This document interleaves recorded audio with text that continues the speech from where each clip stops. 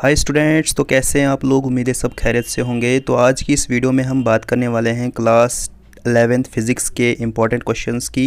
Unit number 1 से लेके unit number 10 तक मैं आपको सारे के सारे जब यूनिट्स के इम्पॉर्टेंट क्वेश्चंस इस वीडियो में बताने वाला हूं। लेकिन उससे पहले आप हमारा व्हाट्सएप ग्रुप और हमारा टेलीग्राम चैनल ज्वाइन कीजिए। टेलीग्राम चैनल का नाम है जेके Bose class 10th 11th 12th, उसको आप ज्वाइन करके रख लीजिए और आप हमारा व्हाट्सएप ग्रुप भी ज्वाइन करके रख लीजिए। तो बात करते हैं यूनिट नंबर 1 के इंपॉर्टेंट क्वेश्चंस की, जिसका नाम है फिजिकल वर्ल्ड एंड मेजरमेंट, जो कि 5 मार्क्स का यूनिट है। तो यहाँ से जो इंपॉर्टेंट क्वेश्चंस बनते हैं, तो सबसे पहले आपको यहाँ से करना है, तो सबसे पहले तो आपको जितने भी डायमेंशनल फार्मूलाज हैं वो याद करने हैं, क्योंकि कोई ना कोई उनमें से आपको एक ऑब्जेक्टिव आ सकता है। तो आपने सभी डायमेंशनल फार्मूलाज याद करने हैं, और ये डायमेंशनल फार्मूलाज आपको आगे न्यूमेरिकल्स में भी काम आएंगे, क्योंकि इस यूनिट से ज़्यादातर आपको न्यूमेरिकल्स ही पूछे जाते हैं। ठीक है, तो नंबर 1 पे आपको क्या करना है, आपको डायमेंशनल फार्मूलाज याद करने हैं। दूसरी बात जो आपको यहाँ से करनी है, आपने डेफिनेशंस करनी है 1 एंगस्ट्रॉम की, 1 नैनोमीटर की, 1 माइक्रोन की, एस्ट्रोनॉमिकल यूनिट की, लाइट ईयर की और पारसेक की। ठीक है, इतना सारा करने के बाद फिर आपने करना है प्रिंसिपल ऑफ होमोजेनिटी। इसकी आपने इक्वेशन ड्राइव करनी है, आपको इसकी इक्वेशन ड्राइव करनी आनी चाहिए। ठीक है, उसके बाद जो आपने इस यूनिट से काम करना है, आपने सीखना है कि कैसे आप MKS को CGS में कन्वर्ट कर सकते हो और CGS को MKS में कैसे कन्वर्ट कर सकते हो। ठीक है, इन सभी फिजिकल क्वांटिटीज़ को आपको आना चाहिए। MKS to CGS, CGS to MKS, ये आपको कन्वर्जन आना चाहिए, क्योंकि इसके ऊपर काफ़ी ज़्यादा क्वेश्चन आते रहते हैं इस यूनिट से। जैसे मिसाल के तौर पर आप देख सकते हैं कि ऐसा क्वेश्चन इस टॉपिक से आया हुआ है, जैसे कि इन्होंने पूछा है convert the value of G is equal to 6.67 multiply 10 की power -11 n meter square kg की power -2 in CGS system using dimensional analysis. तो ऐसे जैसे क्वेश्चन आते हैं इस टॉपिक से, तो आपने ऐसे जैसे क्वेश्चंस की काफ़ी ज़्यादा प्रैक्टिस करनी है। और ऐसे भी न्यूमेरिकल्स यहाँ से आते हैं, जैसे कि आपको पूछा जाएगा कन्वर्ट 5 जूल इनटू अर्ज यूजिंग डायमेंशनल एनालिसिस, या ये पूछा सकता है convert 5 Newton into dance using dimensional analysis. तो डायमेंशनल एनालिसिस पे काफ़ी ज़्यादा क्वेश्चन आते हैं, काफ़ी ज़्यादा न्यूमेरिकल्स बनते हैं और आते भी हैं पेपर में। तो आपको ये सारे के सारे न्यूमेरिकल्स आपको प्रैक्टिस होनी चाहिए, आपको आने चाहिए, निकालना आना चाहिए कि कैसे हमें सॉल्व करना है, सारे तरीके आपको पता होने चाहिए। फिर जाके आप बड़े आराम से इस चैप्टर से, इस यूनिट से मार्क्स ले सकते हो। ऐसे एक और क्वेश्चन जो कि इसी यूनिट से आया हुआ है, ये न्यूमेरिकल है, convert 1000 dance into Newton using dimensional analysis. ठीक है, तो ये तो एक कैटेगरी के क्वेश्चन हुए। MKS टू CGS ये दूसरे कैटेगरी के क्वेश्चन हुए। और एक और कैटेगरी का क्वेश्चन मतलब कि न्यूमेरिकल जो इस यूनिट से आता है वो है find the dimensions of A and B in the equation P + A upon V square into V - B is equal to RT where P, V, RT have their usual meanings. तो यहाँ पर तो ये इक्वेशन दी हुई है P + A upon V square वगैरह वगैरह, तो यहाँ पे आपको कुछ और इक्वेशन दे दी जाएगी। इस तरह के क्वेश्चंस भी, इस तरह के न्यूमेरिकल्स भी आपको आने चाहिए, आपको निकालने आने चाहिए। तो ऐसे जैसे न्यूमेरिकल्स की भी आपने बहुत ज़्यादा प्रैक्टिस करनी है। एक और मशहूर न्यूमेरिकल जो इस यूनिट से आता है वो है चेक करेक्टनेस का क्वेश्चन आता है। मतलब कि आपको कोई इक्वेशन दी होगी, जैसे मैंने यहाँ पे इक्वेशन ली है 1/2 mv square is equal to mgh using dimensional analysis. तो आपने चेक करना है कि क्या ये इक्वेशन करेक्ट है या नहीं है। तो ऐसे जैसे क्वेश्चंस की भी, ऐसे जैसे न्यूमेरिकल्स की भी आपने बहुत ज़्यादा प्रैक्टिस करनी है। तो यही है वो सारे इंपॉर्टेंट क्वेश्चंस जो इस यूनिट से आ सकते हैं 2024 में। तो ये सभी क्वेश्चंस, ये सभी जिस तरह के भी मैंने आपको न्यूमेरिकल्स बताए हैं, इस तरह के न्यूमेरिकल्स की आपने काफ़ी ज़्यादा प्रैक्टिस करनी है, तो तभी जाके आप यहाँ से पूरे के पूरे 5 मार्क्स हासिल कर सकते हो। तो जो दूसरा यूनिट है आपकी फ़िज़िक्स में वो है काइनेमेटिक्स। तो यहाँ से जो इंपॉर्टेंट क्वेश्चंस बनते हैं वो मैं आपको बताने वाला हूँ। तो सबसे पहले आपको यहाँ से करना है define projectile, derive in expression for range of a projectile fired eight angle theta with horizontal. उसके बाद आपने करना है यहाँ से derive the expression for the path, trajectory time of flight t and horizontal range r when body is projected from a certain height in the direction of horizontal. ये दोनों question बहुत ही इंपॉर्टेंट हैं, ये आप कर लेना। और उसके बाद आपने करना है triangle law of vector addition और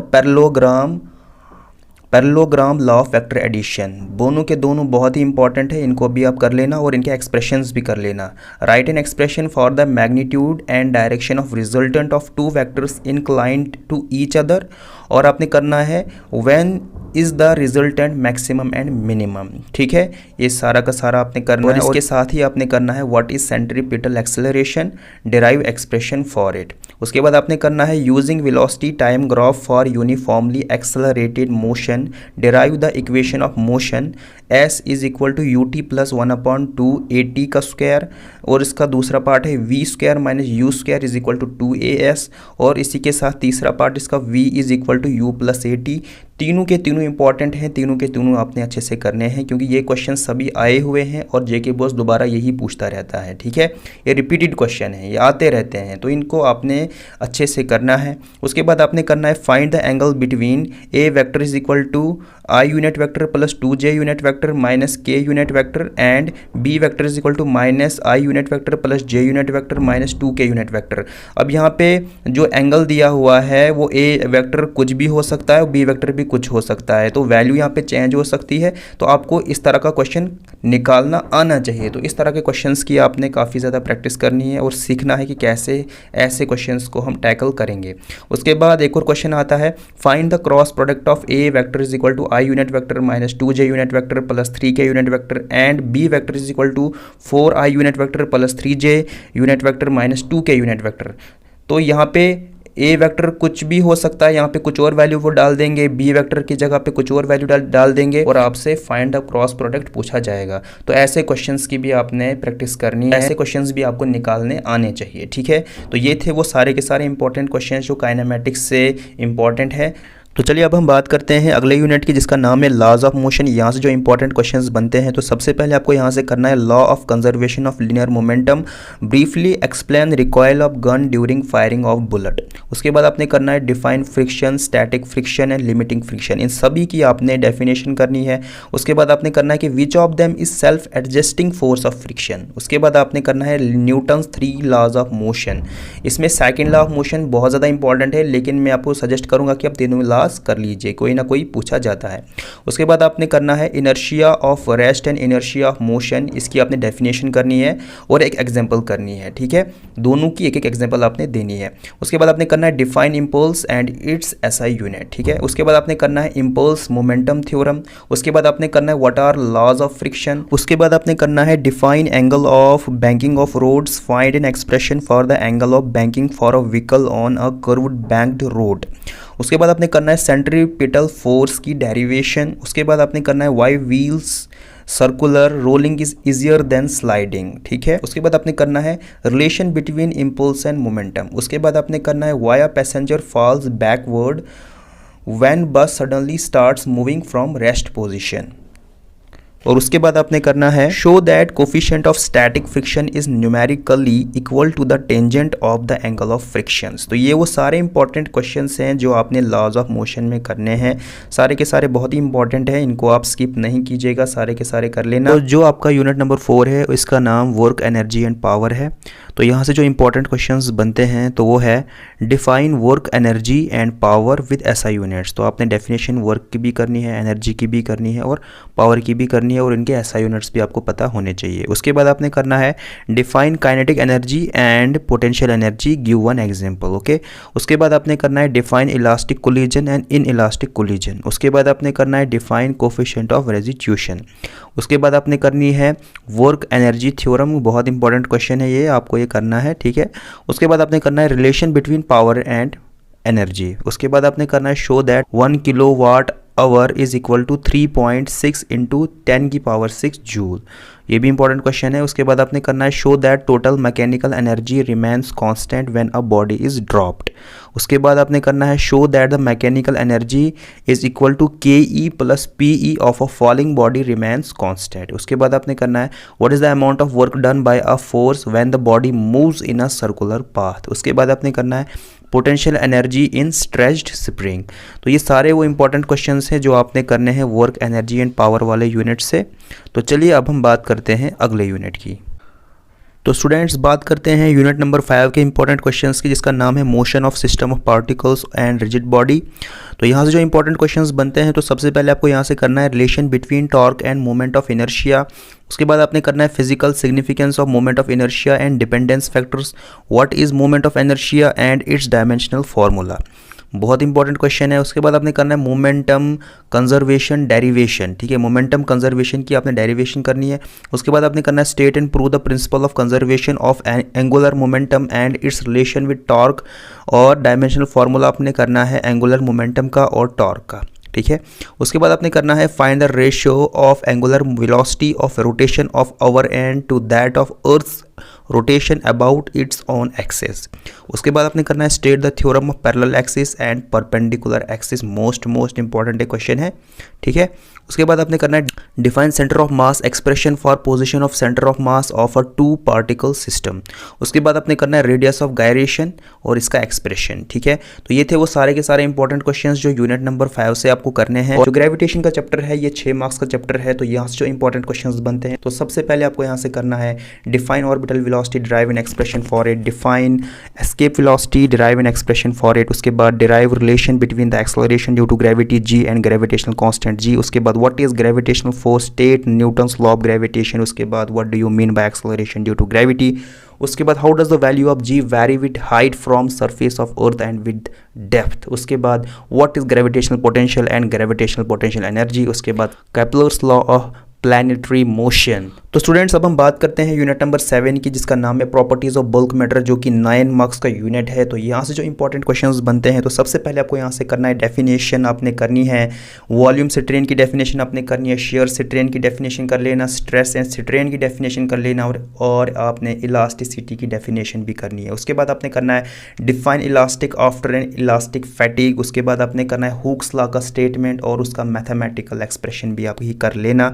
उसके बाद आपने करना है derive relation between surface tension and surface energy. उसके बाद आपने करनी है definition, coefficient of linear expansion की डेफिनेशन कर लेना, सुपरफिशियल की भी कर लेना, और वॉल्यूम एक्सपेंशन की भी डेफिनेशन याद कर लेना। उसके बाद है डेफिनेशन ऑफ टर्मिनल वेलोसिटी और उसका एक्सप्रेशन। उसके बाद state Bernoulli's theorem in different forms, give its one application, ठीक है, इसका एक्सप्रेशन भी कर लेना। उसके बाद है definition of capillarity, expression for the rise of liquid in a capillary tube. उसके बाद आपने करना है pressure inside a liquid drop and soap bubble. उसके बाद आपने करना है 3 modes of transfer of heat. उसके बाद एट लास्ट आपने करना है स्टोक्स लॉ।